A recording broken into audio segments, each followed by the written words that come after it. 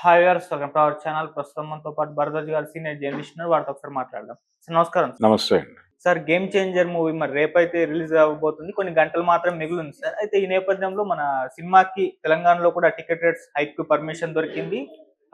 మరి ఇప్పుడు బుకింగ్స్ ఏ విధంగా ఉన్నాయి తెలంగాణలో అండ్ ఏపీ రాష్ట్ర వ్యాప్తంగా? బుకింగ్స్ బాగానే జరుగుతున్నాయా? మరి మొదటి రోజు కలెక్షన్స్ ఏ విధంగా ఉండబోతుంది? ఎందుకంటే మనం కంపేర్ చేస్తూ ఉంటాం కలెక్షన్స్ మొదటి రోజు ఏ విధంగా ఉన్నాయని చెప్పేసి. మరి మీ ఒపీనియన్ ఏంటి బుకింగ్స్ పైన సార్? అంటే గేమ్ చేంజర్ సినిమాకి ప్రధాన ఇబ్బంది డైరెక్టర్ శంకరే. ఓకే. ఈ సినిమాకి ఈ మేరకు ఓపెనింగ్స్ వచ్చాయి అంటే అది రామ్ చరణ్ కొన్నటువంటి ఇమేజే. శంకర్ తో అంటే ఈ ప్రాజెక్టు శంకర్తో చేయాలి అనుకున్నప్పుడు అనుకున్న టైంలో కంప్లీట్ అయి ఉంటే పరిస్థితి వేరేగా ఉండుండేది.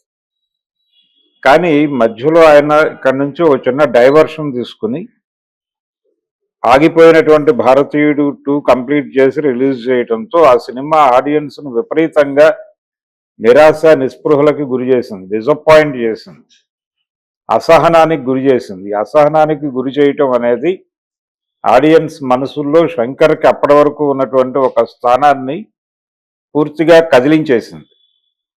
అది ఇప్పుడు ఈ సినిమాకు సంబంధించి ఓపెనింగ్ నిజానికి వాళ్ళు బుకింగ్ ఓపెన్ చేసిన తర్వాత విపరీతమైనటువంటి రష్తో సర్వర్లు ఇబ్బంది పడేటువంటి పరిస్థితి కలగాలి. అది కొన్ని ప్రాంతాలకు మాత్రమే పరిమితమైంది, చాలా లిమిటెడ్ ఏరియాస్ మాత్రమే పరిమితమైంది. మిగిలిన అన్ని చోట్ల కూడా బుకింగ్స్ చాలా ఫ్రీగా ఉన్నాయి. రెండోది పర్టికులర్గా ఈ మార్నింగ్ షోస్ వరకే పరిమితమై ఉంది రష్ కూడా. మధ్యాహ్నం మ్యాట్నీ నుంచి చాలా చోట్ల టికెట్లు ఇప్పటికీ అవైలబుల్గానే ఉన్నాయి.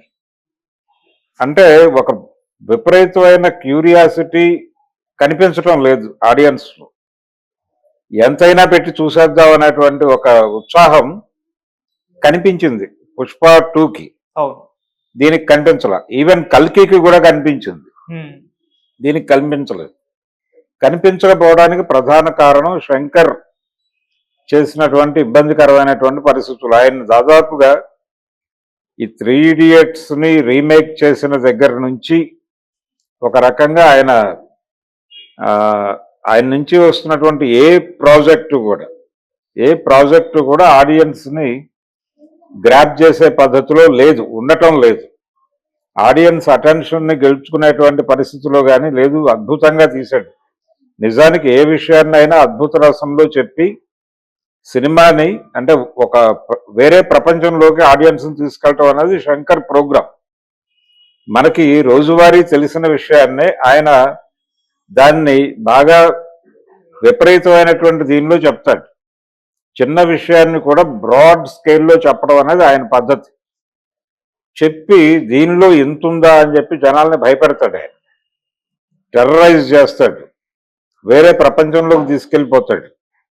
ఏ విషయాన్నైనా అద్భుత రసంలో చెప్పడం అనేది ఆయన టాలెంట్. అది మిస్ఫైర్ అవుతోంది, దెబ్బతింటోంది. అలా జనాలని ఎక్కడా కూడా ఆయన వేరే లోకంలోకి తీసుకెళ్ళినటువంటి సినిమాలు చూసి చాలా కాలం అయిపోయింది. ఒకే ఒక్కడు ఈ సినిమాలతో అయిపోయింది ఆ జమానా. దాదాపు రోబోతో అయిపోయింది. రజనీకాంత్తో చేసినటువంటి రోబో ఫస్ట్ పార్ట్, సెకండ్ పార్ట్కి వచ్చేసరికి పూర్తి తేడా కొట్టింది. దానిలో హీరో విలన్ గాను, విలన్ హీరోగాను కనిపిస్తాడు. ఆడియన్స్ సింపతి టువర్డ్స్ విలన్ ఉంటుంది. తద్వారా హీరో క్యారెక్టర్ విపరీతంగా డ్రాప్ అయిపోయింది. దాంతో ఆ సినిమా జనాలని ఆకట్టుకోలేకపోయింది. చిరాకు పడ్డారు జనాలు. ఆ సినిమా క్లైమాక్స్ పట్ల జనాల్లో తీవ్రమైనటువంటి వ్యతిరేకత వచ్చింది. ఇలాంటి వైఫల్యమే మళ్ళీ భారతీయుడు 2లో కూడా ఆయన ఎదుర్కొన్నాడు. ఈ కండిషన్లో ఒకవైపు ఆయన చేసేటువంటి ప్రాజెక్టులు ఏమో విపరీతమైనటువంటి కాస్ట్లీ ప్రాజెక్ట్. ఆయన డబ్బులు పెడితే తప్ప సినిమా నడవదు అక్కడ. కాబట్టి ఈ హయ్యెస్ట్ బడ్జెట్స్ ఇలాంటి ఎలాంటి ఎమోషను క్రియేట్ చేయని సినిమాలు ఏమైపోతారు నిర్మాతలు. ఈ మధ్య మెడ్రాస్లో ఉండేటువంటి ఒక తెలుగు నిర్మాత శంకర్ గురించి చాలా ఓపెన్ స్టేట్మెంట్ ఇచ్చాడు, కాట్రగడ్డ ప్రసాద్ గారే. నేను మొదటి నుంచి చెప్తున్నాను అతనితో ప్రయోగాలు చేయొద్దు అని. ఎవరు వినటం లేదు. నేను సౌత్ ఇండియా ఛాంబర్కి ప్రెసిడెంట్గా ఉన్న రోజుల్లో దాదాపు 3 or 4 పంచాయతీలు నా దగ్గరికే వచ్చినాయి. కాబట్టి ఇతను కొంచెం ప్రమాదకరమైన వ్యక్తి అని ఆయన ఈ మధ్య ఒక ఇంటర్వ్యూలో చెప్పేశాడు. ఓకే. ఏమిటి ఇంత బోల్డ్గా మాట్లాడేశాడు అని ఇండస్ట్రీ పీపులే మాట్లాడుకుంటున్నారు ఇప్పుడు. అలాంటి ఒక క్రైసిస్లో శంకర్ కెరియర్ ఉంది. శంకర్ మీద ప్రజల్లో గతంలో ఉన్నటువంటి అభిప్రాయాన్ని తుడిచిపెట్టింది ఆయనే. ఆయన స్వయంకృతం అది. ఇప్పుడు ఆ ప్రభావం అంతా కూడా గేమ్ చేంజర్ బుకింగ్ మీద కనిపిస్తోంది. వెళ్ళాలి, రామ్ చరణ్ కోసం వెళ్ళాలి అనుకున్న వాళ్ళు కొంచెం ఉత్సాహంగా కదిలి వెడుతున్నారు. ఈ క్రౌడ్ అంతా కూడా మార్నింగ్ షోస్కి సరిపోతోంది. ఆ తర్వాత షోస్ ఇప్పటికీ నెమ్మదిగా నడుస్తున్నాయి. రేపే సినిమా, రేపు ఎర్లీ మార్నింగ్ షోస్కి అనుమతి దొరికింది తెలంగాణలో. ఏపీలో 1 o'clock నుంచి పడుతున్నాయి. ఏపీలో 1 o'clock షో నుంచి పడుతున్నాయి. ఇక్కడేమో మార్నింగ్ 4 o'clock నుంచి పర్మిషన్ ఇచ్చారు. 4, 6 అలాగే ఆ షోస్ పడుతున్నాయి. దాంతోపాటు షోస్ ఎన్నైనా వేసుకోవడానికి అన్లిమిటెడ్ అవకాశం ఇచ్చారు. అక్కడ కూడా ఇచ్చారు. ఇంత హడావిడి చేసినప్పటికీ, ఇంత బూస్ట్ చేసినప్పటికీ, పవన్ కళ్యాణ్ లాంటి వాడు నిలబడి మాట్లాడినప్పటికీ జనాలు ఎందుకు కదలటం లేదు అనేది ఒక విచిత్రమైన పరిస్థితి. ఇలాంటి కండిషన్ చాలా పెద్ద సినిమాలకి కనిపించింది. మనకు గతంలో ఆచార్య టైంలో కూడా కనిపించింది ఇదే పరిస్థితి. ఇప్పుడు ఇది రిజల్ట్ మీద ఏదైనా ప్రభావం చూపిస్తుందా అని అనుకుంటున్నాం. కానీ నిజానికి ఈ సినిమా మీద మరీ నిరాసక్తమైనటువంటి అభిప్రాయాలు ఉన్న క్షణాల్లో ఈ ట్రైలర్ వచ్చి కొంత సత్తువని నింపింది. ఈ ట్రైలర్ కొంత ఎంగేజింగ్ గా ఉండబోతోంది సినిమా అనే హోప్ ఇచ్చింది. దాంతో చాలా మంది మళ్ళీ పాత శంకర్ని చూడబోతున్నామా, శంకర్లో ఉన్నటువంటి పాత శంకర్ని మేల్కొల్పిన ఘనత రామ్ చరణ్కి దక్కబోతోందా అన్నట్టుగా ఒక చర్చ నడుస్తోంది. ఈ చర్చ నేపథ్యంలో ఉన్న క్యూరియాసిటీ మాత్రమే మనకి 4 o'clock షోస్, అక్కడి నుంచి 8 to 8:30 షోస్ వరకు ఫుల్స్ కనిపిస్తున్నాయి.